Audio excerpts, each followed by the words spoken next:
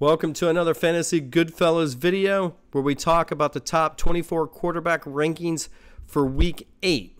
You ready? The Fantasy Goodfellas. Rolling on the field. The Fantasy Goodfellas. All right, before we get started, I want to remind you two things. These are not my rankings. And by the way, I don't put too much weight into these rankings because you're going to play the players you like and the players you have. This is mostly about showing you some stats and trends that may help you set your own lineups. All right, let's just get started. At number 1, who else? Patrick Mahomes at the Denver Broncos. Now, this is going to be a good matchup for Patrick Mahomes because the Denver Broncos are terrible. Last week, Patrick Mahomes did 424 passing yards, 4 passing TDs, and so this is what his trend looks like. It seems to be week 7 was a big week for Patrick Mahomes. But if you have Patrick Mahomes, you're going to start him regardless. At number 2, Lamar Jackson at the Arizona Cardinals. And many believe this was one of Lamar Jackson's best games. He had 357 passing yards, 3 passing TDs, 36 rushing yards, and 1 rushing TD. He was the second ranked quarterback in Week 7. And if you want to look at how he's trending, he was in the top 10, 5 of the last 7 weeks for the season. So he's the top 10 quarterback. At number 3, Jalen Hurts at the Washington Commanders. Now, Jalen Hurts had a decent game, helped out by the referees, I might add. But he had 279 passing yards, 2 passing TDs, 21 rushing yards, and a rushing TD. How Jalen Hurts has performed this season is he's just been in the top 10 pretty much all season. And so you got Jalen Hurts. You're going to rock with him. At number 4, you got Josh Allen versus the Tampa Bay Buccaneers. Now, Josh Allen is having an okay season. They just don't seem to be winning as much as you would expect. But in Week 7, he had 265 passing yards, 2 passing TDs, and rushed for 1. Now, how that team looks overall, if you're looking at receivers here, you got your top receiver with 58 yards. That's not cutting it. But you do have a tight end with 75 yards. Just don't seem to be a lot of yardage. At number 5, you got Justin Herbert versus the Chicago Bears. Chicago had a good game last week. Justin Herbert in Week 7 did 259 passing yards, 1 passing TD. He was the 20th ranked quarterback.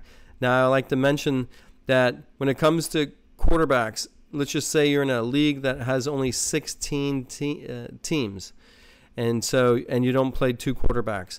That's going to give you he's going to be outside the starting lineup when you present it like that. But here's Joshua Palmer with 133 receiving yards. So the verdict's out on Justin Herbert versus the Chicago Bears. At number 6, Tua Tagovailoa versus the New England Patriots. Now, New England hasn't been playing well. Their defense, but all of a sudden picked it up last week.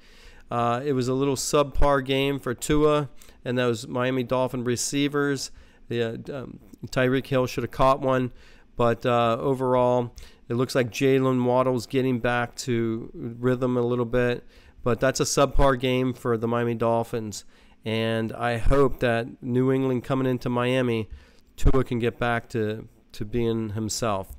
At number 7, you got Jared Goff versus the Las Vegas Raiders. And that was a subpar game for Jared Goff. He would not be in the starting lineup with these stats, but he's played good all season. It's just he didn't get into the end zone in Week 7. At number 8, you got Trevor Lawrence at the Pittsburgh Steelers. Trevor Lawrence, it's just not cutting it all season, really, in my opinion. He only had 1 passing TD, 59 rushing yards. That did help out his stats. But if you look at Christian Kirk, Calvin Ridley only 5 yards receiving. That's just not going to cut it when one of your top receivers only has 1 catch for 5 yards. You had Christian Kirk did well. He was the lone TD recipient in Week 7. But Trevor Lawrence isn't cutting it.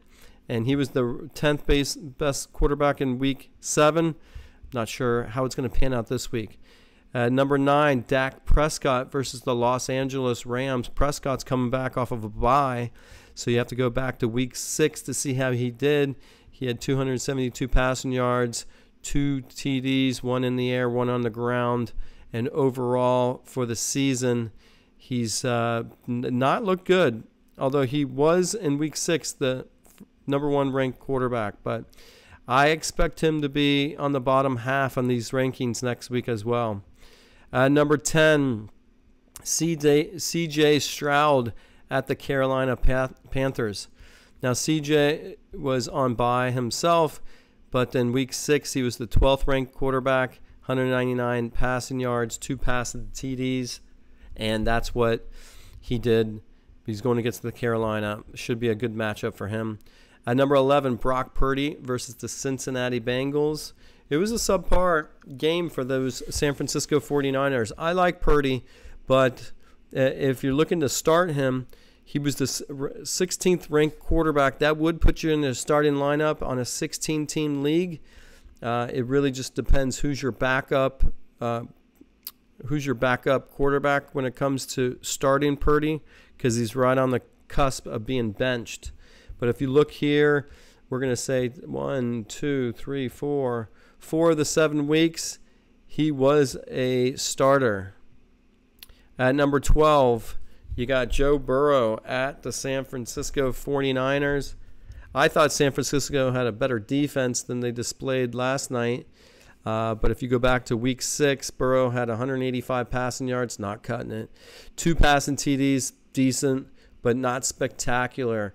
And for one of the league's highest paid players, that does not bode well. Number 13, you got Kirk Cousins at the Green Bay Packers. Cousins came off a spectacular game, and it was more about the throws he was making than the stats. He was the 6th ranked quarterback, but the passes were on point. And guess what? A lot of you talked about Jordan Addison not being in highly ranked, and finally he performed like you expected him to. So when Justin Jefferson comes back, it's going to be interesting to see how that plays out. It should help increase their stats as a team. At number 14, you got Russell Wilson versus the Kansas City Chiefs. In Week 7, he was the 18th ranked quarterback. He's had some good games this season. If you go back and look, the 23rd, 13, he's a starter.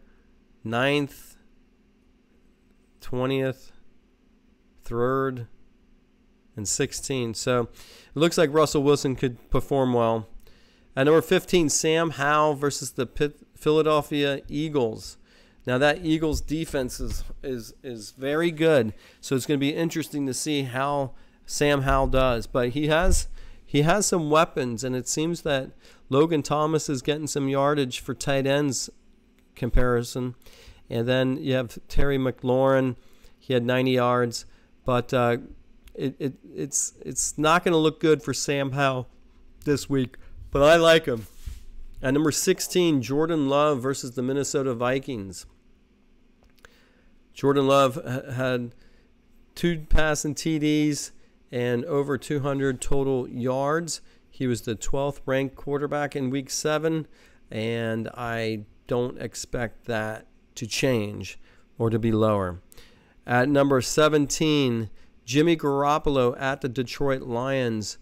And Jimmy Garoppolo hasn't been, I think he didn't play this past week. Let's see here. See, I'm doing my stats myself. It looked like O'Connell played, and that was what that looked like. So again, I'm doing these stats in real time.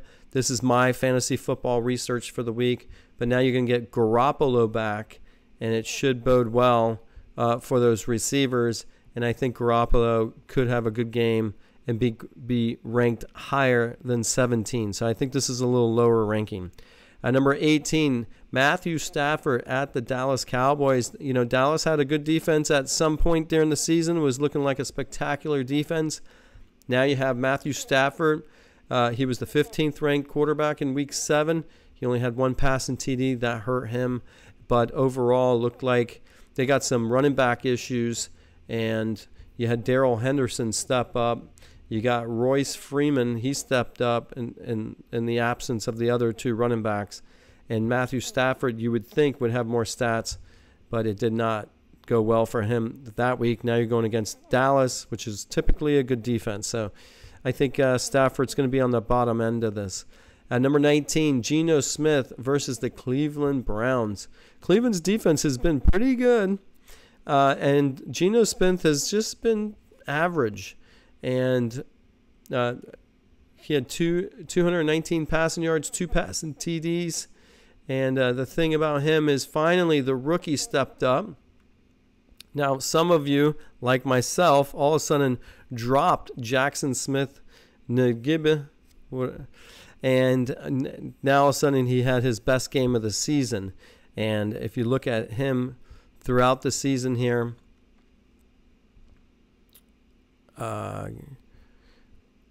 you know, he was the 12th ranked wide receiver. Well, a couple technical difficulties on my video per se. But anyways, you got Geno Smith going against Cleveland Browns. Number 20.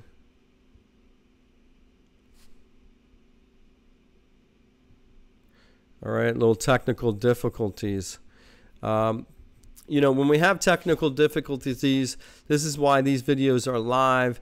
It just seems like my internet's running a little slow, but this is my fantasy football research. This is what I do. So instead of just keeping it to myself, I like to share what the research I'm doing. So at number 20, you got Baker Mayfield at the Buffalo Bills. Now, Mayfield hasn't been bad, and he hasn't been good. I think he's been safe. And that's the thing that you can say about Baker Mayfield. He's been safe. He's not going to give you spectacular stats, but he's going to be safe. At number 21, you got Kenny Pickett versus the Jacksonville Jaguars. And the thing about Kenny Pickett, again, he's not giving you spectacular stats, but he's efficient. Look, George Pickens had 107 receiving yards, and you got Deontay Johnson coming back. So now Pickett has a couple more weapons, and that should help come this week. At number 22, you got Derek Carr at the Indianapolis Colts. And Derek Carr, he had a lot of passing yards, threw for 55 times. So that is a lot. You expect a little bit more stats with that. And at number 23, you have Desmond Ridder at the Tennessee Titans. Now, Ridder won the game, and he did pretty good. But he didn't get into the end zone in the air. He did get into the end zone on the ground, so that's going to help fantasy owners with stats. It's just, when do you expect Ridder to have a spectacular game? He's doing decent, but I think he needs to have one of those spectacular games if he wants to move up these rankings. And at number 24, you got Tyson Bagent at the Los Angeles Chargers. And what did he do? He won the game. He had 162 passing yards and 1 passing TD. And that is going to do it for your top 24 quarterback rankings for week 7.